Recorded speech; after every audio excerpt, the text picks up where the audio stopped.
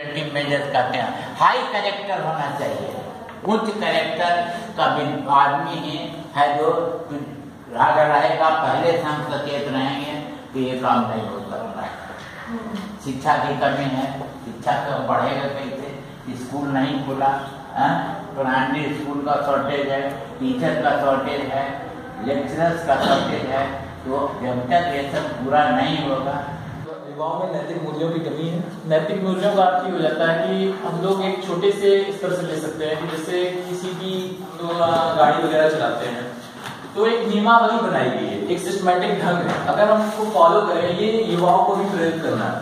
हम लोग अगर चाहें तो अपने देश को बहुत अच्छे से बना सकते हैं, क्योंकि अगर वो नियमावली में आराम से फॉलो करें, उसको देखें। हम लोग अभी तक ये हाल होता है कि कभी नियमावली पढ़ते भी नहीं है, गाड़ी चलाना सीख जाता है। कितना सा बच्चा है पता पड़ा उसको गाड़ी चलाना आता है, वो गाड़ी चला रहा है, स्पीड में भगा रहा है, उसको कुछ पता नहीं, उसको ये नहीं पता है कि ओवरटेक किस साइड से करना है, हमें गाड़ी किस तरीके से चलानी चाहिए, कहाँ पे किस स्लो चलानी चाहिए, तेज चलानी चाहिए, उसको ये भी नहीं पता होता है। ये सब चीजें हमारे देश में बहुत प्रॉब्लम करती हैं, हमें आपसी मतलब सामाजिक प्रॉब्लम भी आती है। कुछ बात करना चाहते हैं, जैसे कि हमारे समाज में भी कुछ पिछड़े लोग ऐसे भी हैं जिनके बच्चों की पढ़ाई नहीं हो पाती है और जिनके परिवारों में भी दोनों टाइम अनाज खाने को नहीं मिलता है। लेकिन वही जगह कुछ ऐसे भी परिवार हैं जहाँ की शादियों और पार्टियों में 5-5 करोड़ 10 करोड़ रुपए खर्च कर देते हैं। जैसा कि हमारा सोचना है कि अगर वो लोग चाहें तो कुछ ऐसे जो परिवार हैं उनका मदद कर सकते हैं, उनके बच्चों की एजुकेशन पूरी हो सकती है। इसलिए उन लोगों से ये अनुरोध है कि उन गरीबों का मदद करें और उन बच्चों को पढ़ने में। आज समाज में रहने वाले सभी जीव या अन्य प्राणी जैसे कि मनुष्य, जानवर, पेड़ पौधे, तो इन सबसे हमें परस्पर संबंध बनाए रखना चाहिए। जैसे कि आजकल ये पर्यावरण में बहुत ज्यादा ही प्रभावित हो रहे हैं, प्रदूषण हो रही है, फिर उसमें ध्वनि प्रदूषण आ जाते हैं, जल प्रदूषण आ जाते हैं, वायु प्रदूषण आ जाते हैं। उसी प्रकार इन सब प्रदूषण के कारण हम लोग पे भी इफेक्ट पड़ते हैं। फिर जैसे कि ओजोन क्षति हो गए,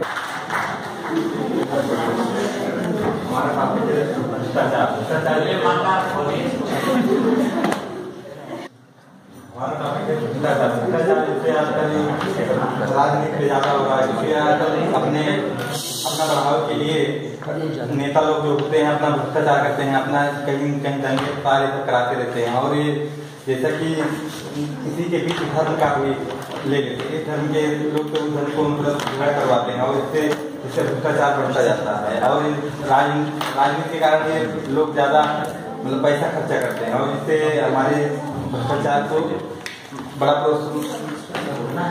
भ्रष्टाचार और ज्यादा बढ़ती चली जा रही है। और शिक्षा का प्रभाव जैसे कम शिक्षित लोग होते हैं उनको भ्रष्टाचार के बारे में ज्यादा पता नहीं रहता, और जो शिक्षित लोग होते हैं भ्रष्टाचार का शोषण भी करते हैं। और जैसे कि ये जाति और धर्म का ये ज्यादा भेदभाव रखते हैं। अपने आप में एक महत्वपूर्ण एवं बहुत ही व्यापक अर्थ रखता है।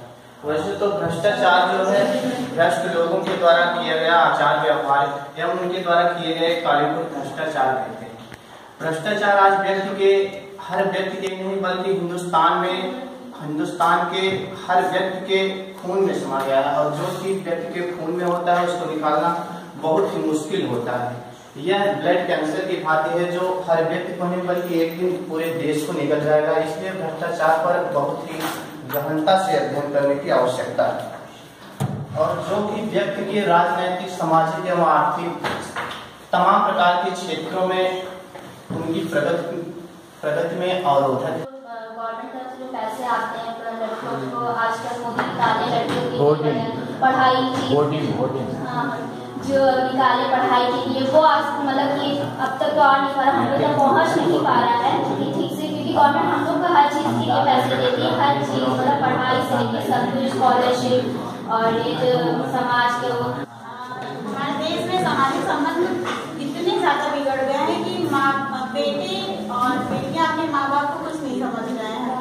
वो घर से बाहर निकलते तो उनको लगता है कि उन्हें पूरी फ्रीडम मिल चुकी है, लेकिन ऐसा नहीं होना चाहिए। उनको ये ध्यान में रखना चाहिए कि उनके पेरेंट्स जो है उन्हीं के लिए सब कर रहे हैं, उनको बाहर भेज रहे हैं पढ़ने के लिए, लेकिन वो लोग गलत तरीके से रह रहे हैं। और जैसे उनको रहना चाहिए पढ़ाई करने के लिए, उनका एक एम होता है, लेकिन उस एम पे भी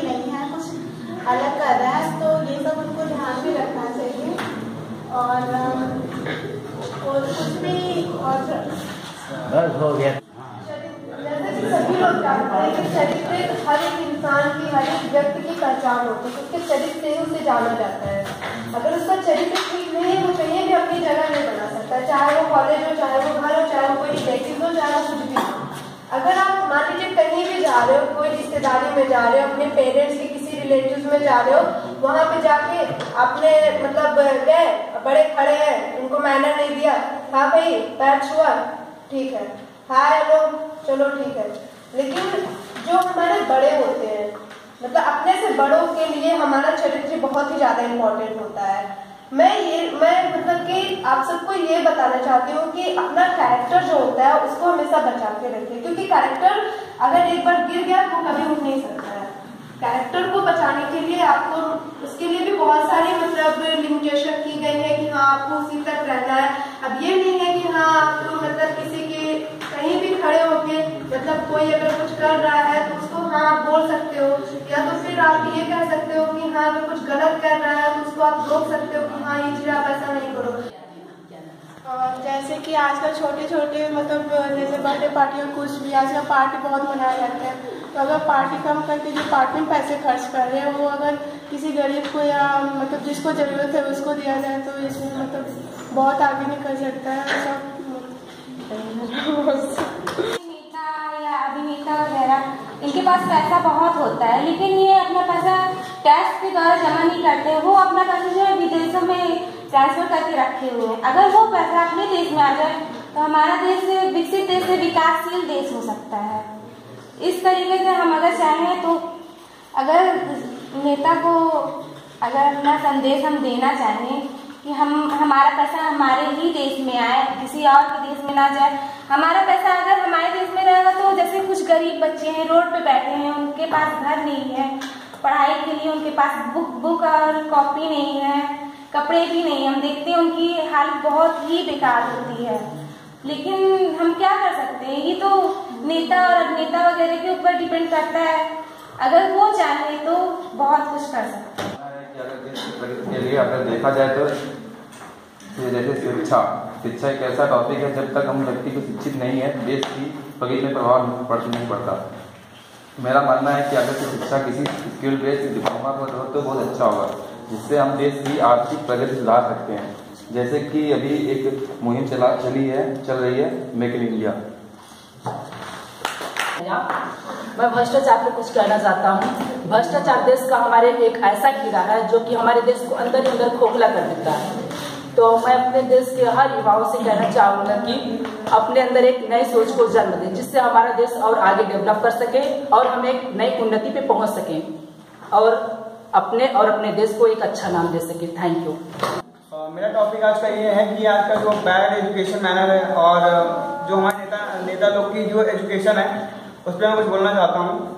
हम आज भी कोई भी एग्जाम देने जाते हैं तो हम लोग की क्वालिफिकेशन ग्रेजुएशन होती है, लेकिन हमारे देश को जो चला रहे हैं उनके लिए कोई ग्रेजुएशन कोई भी क्वालिफिकेशन रखी नहीं गई है।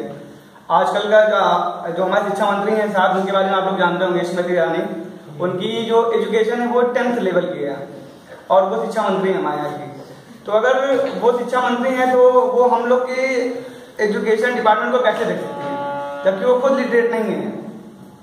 तो मैं ये कहना चाहूँगा कि जितने भी नेता लोग हैं उनके लिए कोई क्वालिफिकेशन डिसाइड की जाए, तभी वो आगे देश का भविष्य कुछ फ्यूचर निर्धारित कर सकते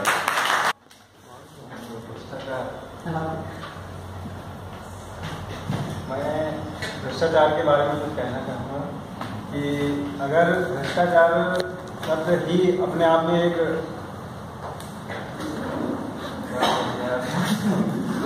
भ्रष्टाचार शब्द के बारे में कुछ बोलना चाहूँगा, कहना चाहूँगा कि अगर लोग या हर व्यक्ति अपने आप को सुधारने की कोशिश करें।